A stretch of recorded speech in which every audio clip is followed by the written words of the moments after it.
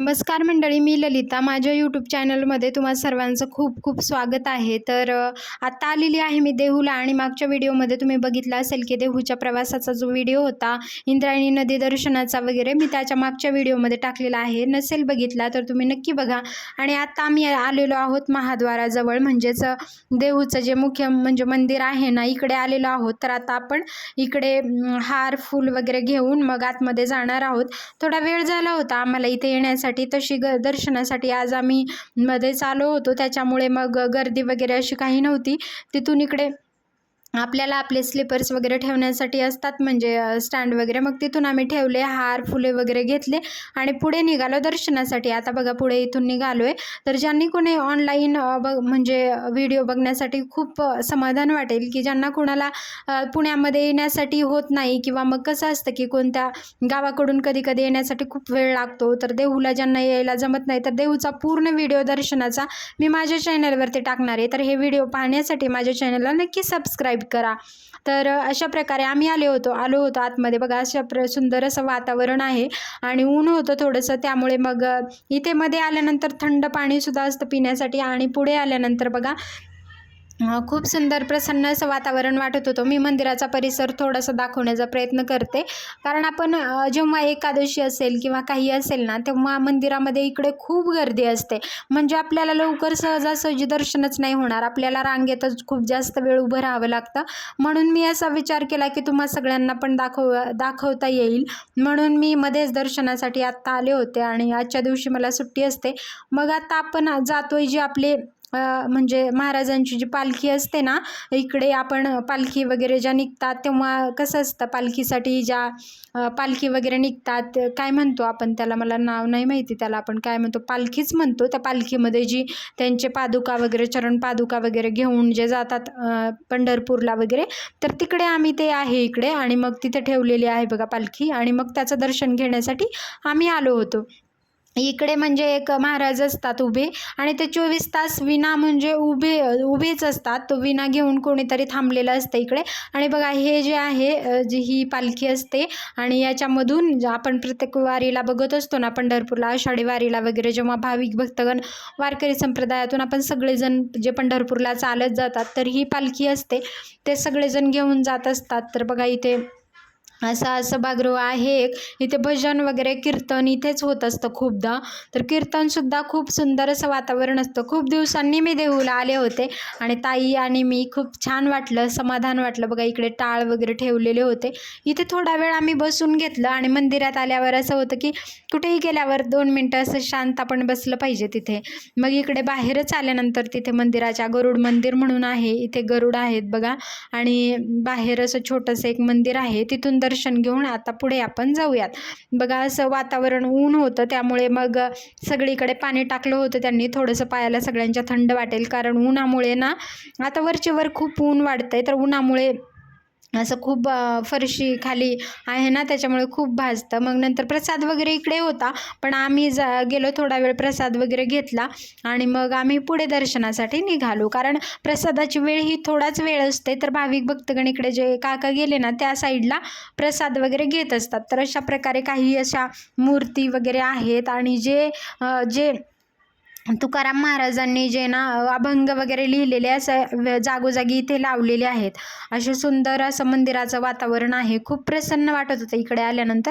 आणि मी ना आजच्या व्हिडिओमध्ये म्हणजे पुढच्या व्हिडिओमध्ये मी जे म्हणतात ना, तुकाराम महाराजांचं जे गाथा मंदिर आहे तिथे सुद्धा जाणार आहे. तर माझे व्हिडिओ नक्की कंटिन्यू बघा. आणि ज्यांना कुणाला म्हणजे देहूला यायला जमणार नाही, त्यांना पूर्ण व्हिडिओ बघण्यासाठी खूप सुंदर असेल, तर मी सगळेच दाखवण्याचा प्रयत्न करेन. तुम्ही व्हिडिओ नक्की बघा शेवटपर्यंत. इकडे बघा असे म्हणजे अभंग वगैरे लिहिलेले आहेत. आणि खूप जुनं मंदिर आहे, तुम्ही बघू शकता या मंदिराचे जे म्हणजे कळस वगैरे अशा प्रमाणे आहे. आणि मंदिराचं जे असतं ना, आपण काय दगडी बांधकाम वगैरे खूप जुनं आहे हे. आणि इकडे आल्यानंतर आपल्याला असं खूप शांत वाटतं की आपल्याला इथेच बसून राहावं. आणि बाजूलाच इंद्रायणी नदी असल्यामुळे खूप सुंदर असं वाटतं. बघा इथे अभंग वगैरे जे आहेत ना, भजन लिहिलेले, कारण तुकाराम महाराज हे जास्त म्हणजे नाही का, आपण कसं ते साधना करण्यासाठी भंडारा माळावर जायचे. तर भंडारा माळाच्या तिकडेच म्हणजे आम्ही भंडारा माळला नाही गेलेलो यावेळेस. पुढच्या वेळेस मी नक्कीच जाण्याचा प्रयत्न करेल, कारण एका दिवसामध्ये हे मंदिराचं दर्शन आणि मग दुसरे एक मंदिर आहे तिकडेच होतं. आता इथे आल्यानंतर बघा शिळा मंदिर म्हणून आहे आणि आतमध्ये दर्शनासाठी आत्ता मी निघालेली आहे. तर आतमध्ये कसं आहे मूर्ती वगैरे, तुकाराम महाराजांची मूर्ती आहे इथे. मी तुम्हाला थोडंसं दाखवते. तर बघा शिळेची अशी काळ्या याच्या शिळेमध्ये अशी मूर्ती आहे आणि मग तिथून आम्ही दर्शन घेतलं, कारण आतमध्ये जास्त व्हिडिओ वगैरे घेऊ देत नाही. मग आम्ही निवांत दर्शन घेऊन थोडा वेळ बसलो आणि मग निघालो. कारण जागोजागी इथे आपल्याला ना सगळीकडे तुकाराम महाराजांची अभंग वगैरे अशी लावलेली दिसतील मंदिराच्या मध्ये परिसरामध्ये. कारण जेव्हा साधना करायला भंडारा माळावर वगैरे जायचे तर ते खूप सगळे अभंग त्यांनी लिहिलेले, गाथा वगैरे. तर तेच गाथा मंदिर जे आहे ते इथून जवळच आहे. तर मी तिकडे सुद्धा जाण्याचा आज प्रयत्न करणार आहे, कारण आम्हाला यायला इकडे उशीर झाला. मग त्यामुळं थोडा वेळ आम्हाला इकडे खूप वेळ गेला, त्यामुळे आम्ही जाण्याचा प्रयत्न करू. तर बघा असं सुंदर असं मंदिराचं वातावरण आहे. थोडंसं दर्शन झालं होतं आणि बाजूलाच इकडे आल्यानंतर ना प्रभू रामचंद्रांचं सुद्धा दर्शन म्हणजे मंदिर आहे. पुढे बघा हनुमंतरायाचं मंदिर आहे छोटंसं असं, आणि इथूनच आपण पुढे निघालो ना इकडे, तर बघा आता प्रभू रामचंद्रांचं मंदिर आहे, सीतामाता वगैरे. तर आपण तिकडे जाऊयात. खूप सुंदर वातावरण वाटत होतं, सगळीकडे पाणी वगैरे टाकले होतं आणि तुम्ही बघू शकता एक एक छोटे छोटे जे मंदिर आहेत ना, मी दाखवण्याचा प्रयत्न करते, तुम्ही नक्की बघा.